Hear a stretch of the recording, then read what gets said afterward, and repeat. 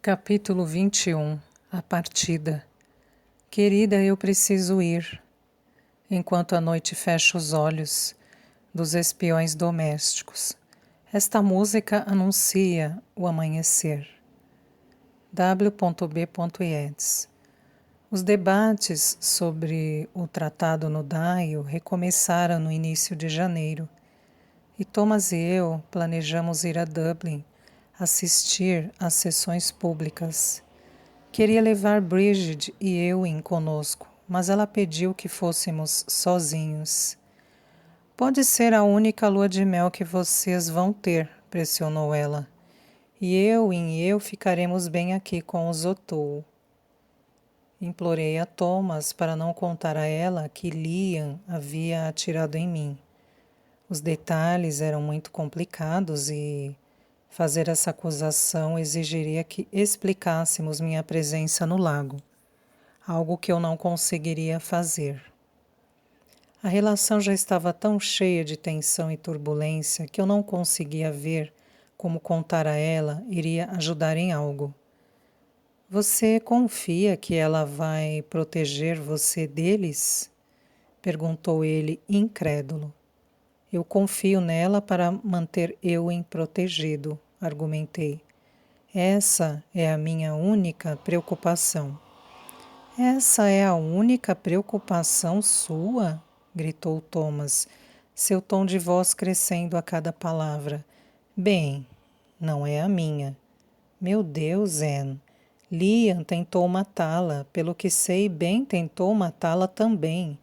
Estou muito aliviado que o pobre Martin Kerrigan e o infeliz Brody estejam mortos, porque agora só tenho os malditos irmãos Gallagher com quem me preocupar. Thomas nunca tinha gritado e sua veemência me surpreendeu. Quando o encarei, pasma, ele agarrou meus ombros, pressionou a testa na minha e gemeu meu nome. Anne, você precisa me escutar. Eu sei que você se preocupa com Bridget, mas você tem uma lealdade por ela que ela não retribui. A lealdade dela é para com os filhos e eu não confio em Bridget no que diz respeito a eles. Então, o que fazemos? Perguntei. Ela precisa saber que eu não vou mais permitir que eles fiquem perto de você e Ewing. Ela vai me culpar, murmurei. Vai pensar que tem que escolher entre nós. Ela tem que escolher, Condessa. Ben e Liam sempre foram encrenca. Declan era o mais jovem, mas, dos três, ele tinha a cabeça mais no lugar e o maior coração. Declan já bateu em Anne alguma vez? Perguntei suavemente. Thomas recuou, surpreso. Por que a pergunta? Bridget me disse que entendia porque Anne foi embora quando teve a oportunidade. Ela insinuou que Declan não era sempre gentil, que ele e os irmãos herdaram o temperamento do pai. Thomas me encarou boquiaberto. Declan nunca levantou a mão para Anne. Ela teria batido nele de volta. Ela batia nos irmãos dele. Eu sei que Liam tirou o sangue dos lábios dela uma vez, mas isso foi depois que ela o acertou na cabeça com uma pá, e ele cambaleou para tentar tirá-la dela.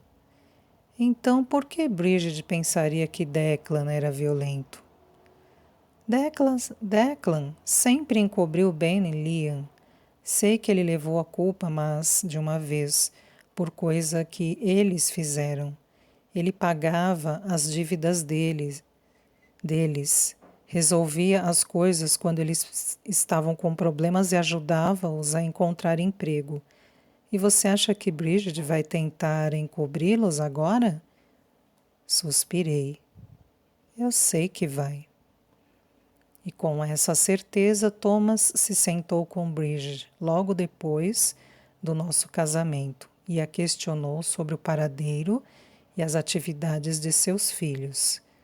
Quando ela se mostrou reticente em falar sobre eles, Ele comunicou a ela em termos inequívocos que Liam e Ben não eram mais bem-vindos em Garvad Gleb.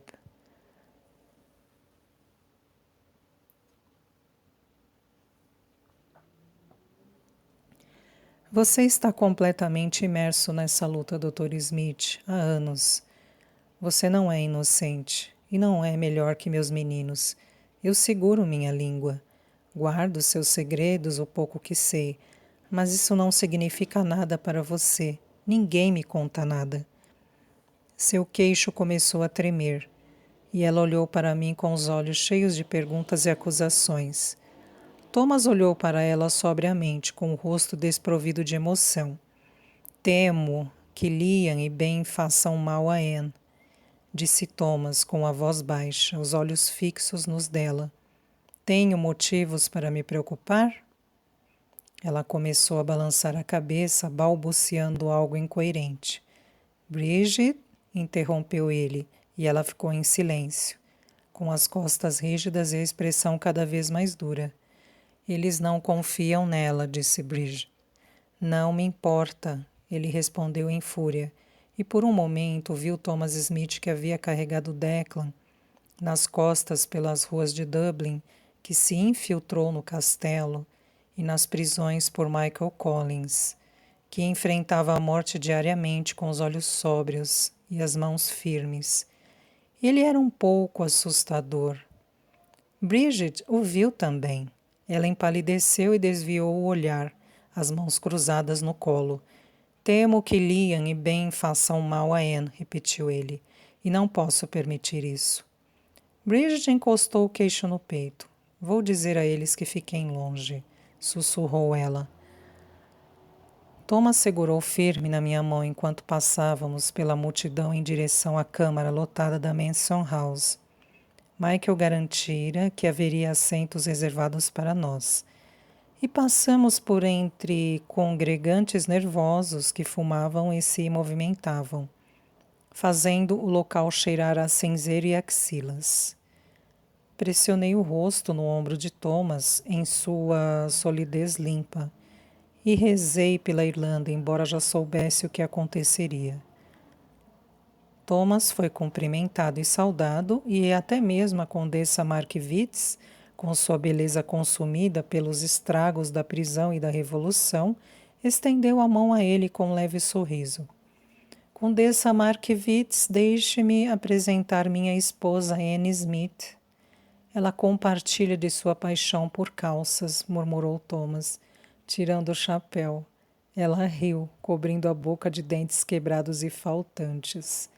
A vaidade não era abandonada facilmente, mesmo entre aqueles que a evitavam. Mas ela compartilha da minha paixão pela Irlanda? Perguntou a condessa com as sobrancelhas arqueadas sob o chapéu preto. Duvido que uma paixão seja idêntica à outra. Afinal, ela se casou comigo, sussurrou Thomas, conspiratório. Ela riu de novo, encantada, e se virou para cumprimentar outra pessoa, libertando-me. Respire, Anne, murmurou Thomas, e eu fiz o meu melhor para obedecê-lo, enquanto encontrávamos nossos assentos, e a sessão era iniciada. Antes de tudo, a condessa Markiewicz chamara Michael Collins de covarde e traidor, e eu mantive minha lealdade firme a ele, mas não podia deixar de ficar impressionada com a presença dela. Sempre me perguntei, absorta em pilhas de pesquisas, se a mágica da história se perderia se pudéssemos voltar e vivê-la. Será que envernizávamos o passado e fazíamos de homens comuns heróis? E imaginávamos beleza e valor onde havia apenas tristeza e desespero? Ou como os velhos quando olham para a juventude, lembrando apenas das coisas que viu, o ângulo de nosso olhar não nos deixaria enxergar a situação como um todo? Nunca achei que o tempo oferecesse clareza tanto quanto tira a emoção que colore as memórias. A Guerra Civil Irlandesa aconteceu 80 anos antes de eu viajar para a Irlanda. Não era tanto tempo assim para que as pessoas já tivessem se esquecido, mas era tempo suficiente para que mais, ou talvez menos, olhos cínicos pudessem olhar para os detalhes da maneira como eles eram.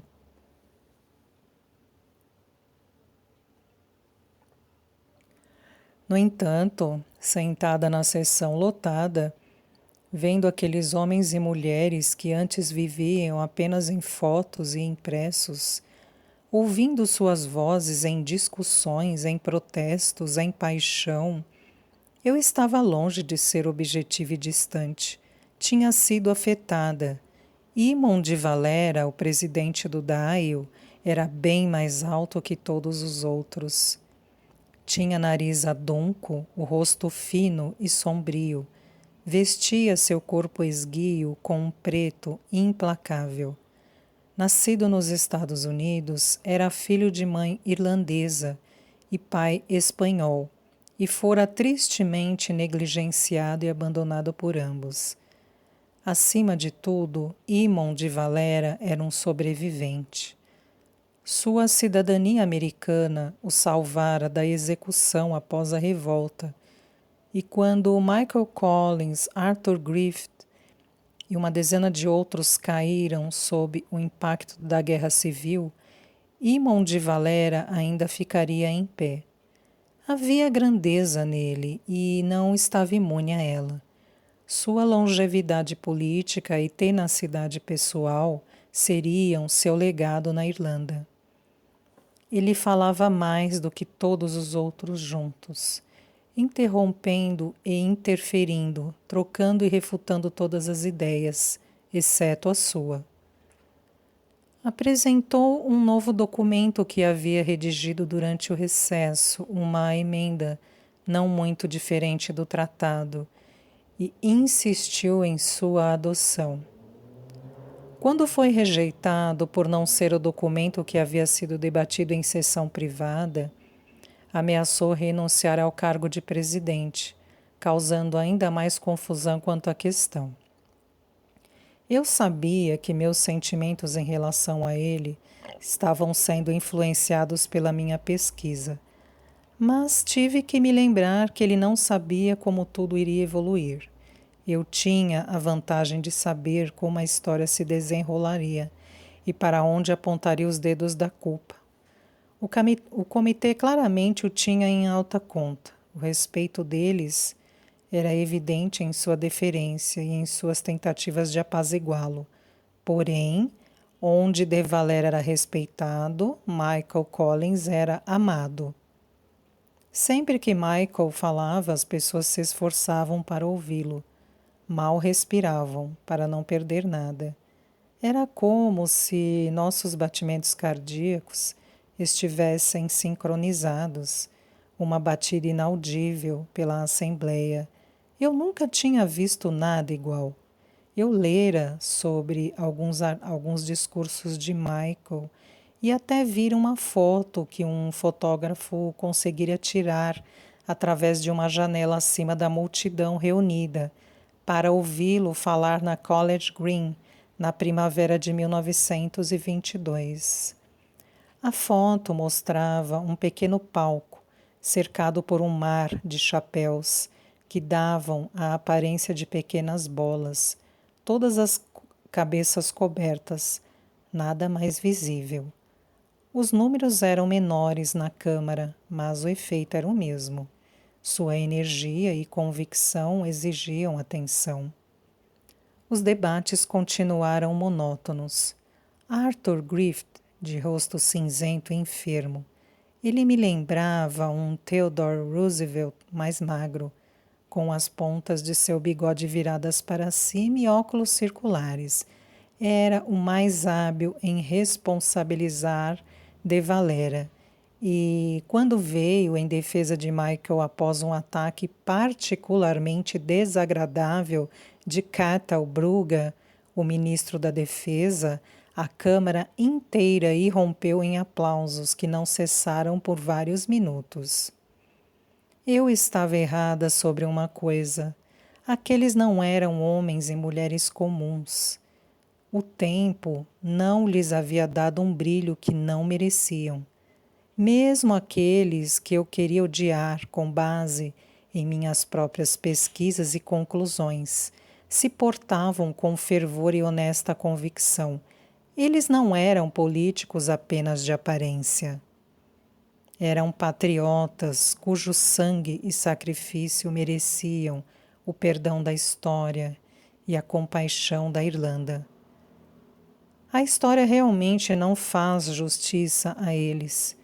Não faz justiça a nenhum de vocês, murmurei a Thomas, que me olhou com seus olhos antigos. Vamos tornar a Irlanda melhor? No fim, vamos conseguir? Perguntou ele baixinho. Eu não achava que a Irlanda iria melhorar em relação a Arthur Griffith, Michael Collins e Thomas Smith. Ela nunca conheceria homens melhores do que eles, mas conheceria dias melhores. Vocês vão torná-la mais livre. Para mim é o suficiente, sussurrou. Na última hora do último dia de debates, Michael Collins encerrou as atividades e pediu ao Dial uma votação para aceitar ou rejeitar o tratado. De Valera, embora já tivesse esgotado seu tempo com a palavra, pediu para falar mais uma vez, avisando que o tratado se tornaria um julgamento contra eles próprios.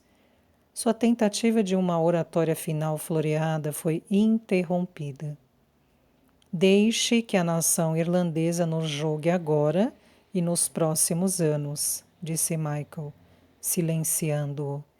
E eu senti a dor da dúvida e o peso de uma nação pressionar cada pessoa ali, um por um. Os representantes eleitos de cada distrito votaram. O resultado foi 64 a favor do tratado e 57 contra. Como um trovão distante, gritos ecoaram nas ruas quando o resultado foi anunciado. Mas dentro da Câmara não houve manifestação de felicidade nem celebrações. O batimento cardíaco coletivo saiu do ritmo e desacelerou, transformando-se em uma cacofonia de ritmos díspares. Desejo renunciar imediatamente, entoou De Valera em meio ao caos emocional. Michael se levantou e, com as mãos plantadas na mesa à sua frente, implorou que todos se acalmassem. Em toda a transição da guerra para a paz, ou da paz para a guerra, há caos e confusão. Por favor, vamos elaborar um plano, formar um comitê aqui. E agora, para preservar a ordem no governo e no país. Devemos nos manter juntos, devemos estar unidos. Insistiu ele. E por um momento houve uma pausa esperançosa, uma inspiração profunda, uma possibilidade de desafiar o destino. Isso é traição! Gritou uma voz da galeria. E todas as cabeças se viraram em direção a uma mulher franzina que estava de pé na primeira fila com as mãos cerradas e a boca trêmula, diante da assembleia. Ela era um espectro de sofrimento do passado, não tão distante da Irlanda.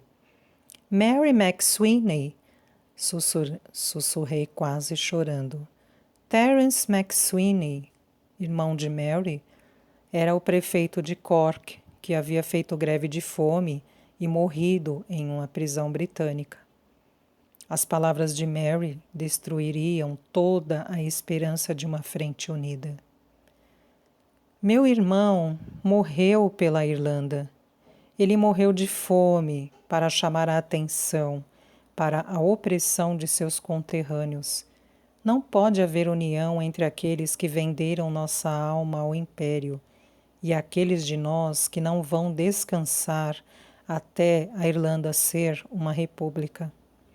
Collins tentou novamente, em meio a manifestações de apoio e gritos de revolta. Por favor, não façam isso, implorou ele. De Valera o interrompeu, erguendo a voz como um pregador sulista. Minhas últimas palavras como presidente são estas. Tivemos uma trajetória gloriosa. Apelo a todos vocês que apoiam Mary em seus sentimentos que me encontre amanhã para discutirmos como seguir em frente. Não podemos fugir da luta agora. O mundo está assistindo. Sua voz falhou e ele não pôde mais continuar. A câmara se desfez em choro. Homens, mulheres, ex-amigos e novos inimigos. E a guerra voltou à Irlanda. Acordei com vozes e sombras e fiquei ouvindo sonolenta e atordoada, sozinha na cama de Thomas em Dublin. Havíamos saído da Mansion House no meio da multidão em festa. O clima na câmara não refletiu das ruas, e as pessoas estavam entusiasmadas, regozijando-se com o nascimento do Estado Livre. Alguns dos homens de Mick abraçaram Thomas quando saímos da câmara, visivelmente aliviados que a votação tivesse sido a favor do tratado, mas a tensão em seus rostos e sorrisos indicava uma aguda consciência dos problemas que viriam. Não tínhamos visto Michael após o encerramento da sessão. Ele fora engolido por outra rodada de reuniões, dessa vez para arquitetar um plano para prosseguir sem metade do dial. Mas, obviamente, Michael havia encontrado Thomas. Reconheci o ruído de seu sotaque que vinha pelas frestas, embora não conseguisse ouvir o que ele estava dizendo. Thomas, com sua voz suave e baixa, estava claramente acalmando o amigo. Esperei para ver se seria chamada para olhar minha bola de cristal, mas ouvi a porta da frente se fechar e um silêncio cair sobre a casa mais uma vez. Saí da cama, coloquei o hobby em meu corpo nu e desci as escadas para a cozinha quente e meu marido pensativo. Ele estaria pensativo, eu não tinha dúvidas. Ele estava sentado à mesa da cozinha, joelhos separados, cabeça baixa, café aninhado nas mãos. Servi-me uma xícara, adicionei açúcar e leite até ficar na cor de caramelo e dei um grande gole antes de me sentar à mesa, na frente dele. Ele estendeu a mão, envolveu um dos meus longos cachos em seu dedo e deixou a mão cair de volta em seu colo. Michael estava aqui? Perguntei. Sim. Ele está bem? Thomas suspirou. Ele vai acabar se matando para tentar dar às pessoas o que elas querem, enquanto tenta apaziguar os poucos que querem o contrário. Era exatamente o que ele faria. Nos últimos meses de sua vida, Michael Collins seria lentamente puxado e esquartejado. Meu estômago revirou e meu peito queimou. Eu tinha me preparado para isso. Não pensaria nisso agora. Agora não. Você dormiu, Thomas? Ele dormiu? Perguntei. Você me esgotou ontem à noite, moça. Dormi profundamente por algumas horas, murmurou ele, tocando um dedo em meus lábios. Um toque para me lembrar de nossos beijos. Mas se afastou novamente, como se sentisse culpado pela paz e pelo prazer que eu havia lhe dado. Mas duvido que Michael tenha dormido, concluiu.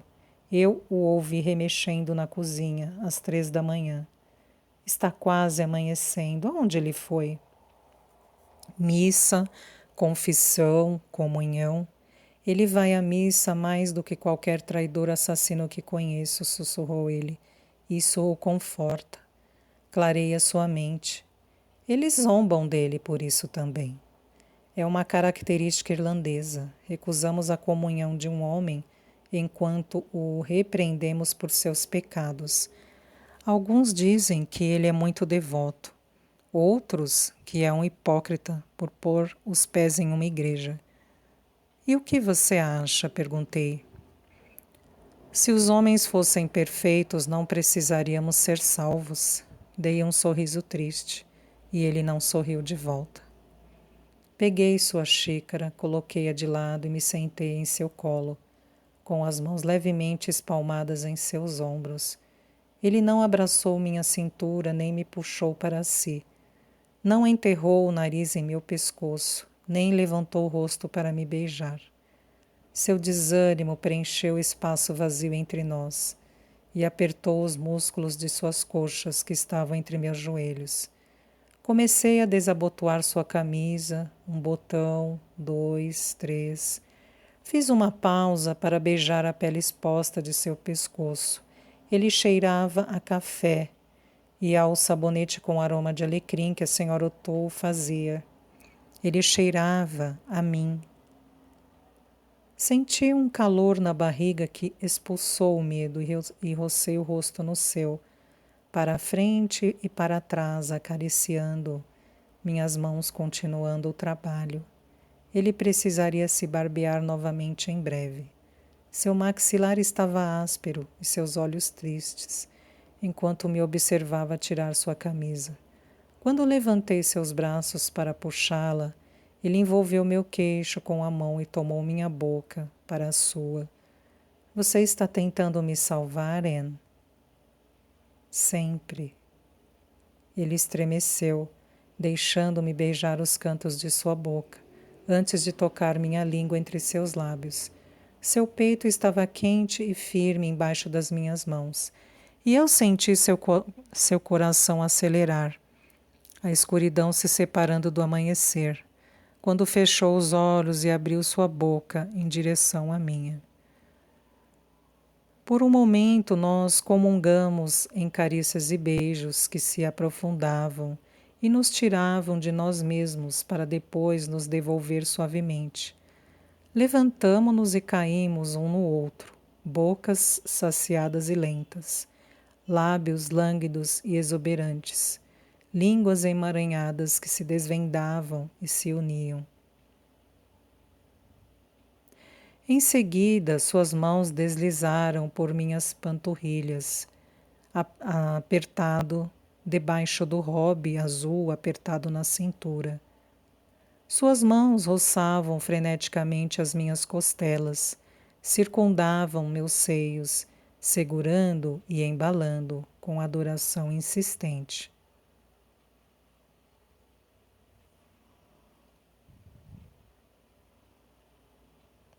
17 de janeiro de 1922.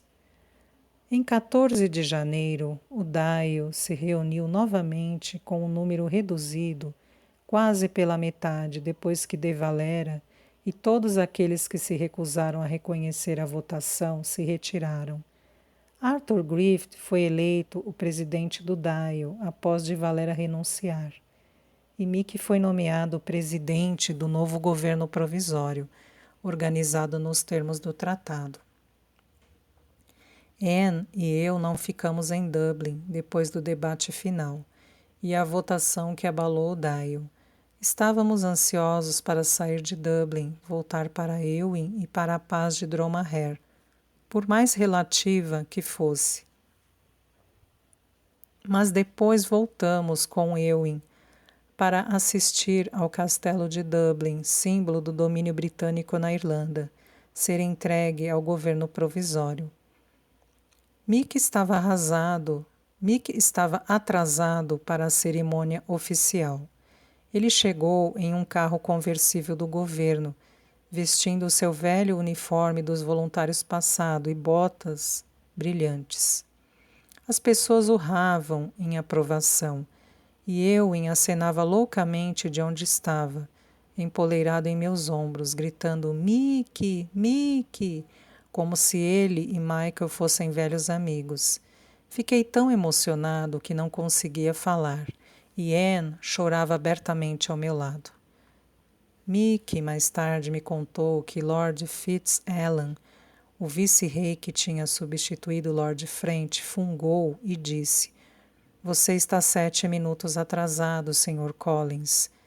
Ao que Mickey respondeu: Nós estamos esperando há 700 anos, governador. Você pode esperar 7 minutos. Na terça-feira, assistimos à Guarda Cívica, a nova força policial, formada na Irlanda, marchar até o castelo de Dublin em seu uniforme escuro e cap com emblema para assumir suas novas funções. Mick diz que eles são os primeiros recrutas e haverá mais. Metade do país está desempregada e as candidaturas estão chegando aos montes. O que quer que essas pessoas tenham dito sobre Mick ou sobre o tratado, assistir à transferência pacífica de poder foi um momento que jamais esquecerei. Em todas as casas, em todas as ruas e nos jornais, os habitantes de Dublin estão maravilhados com a chegada desse dia. E os efeitos do tratado não são evidentes apenas na cidade. Em todos os lugares da Irlanda, exceto em 3 bases portuárias, as tropas britânicas estão se preparando para partir. Os auxiliares e os Black and Tans já se foram. T.S.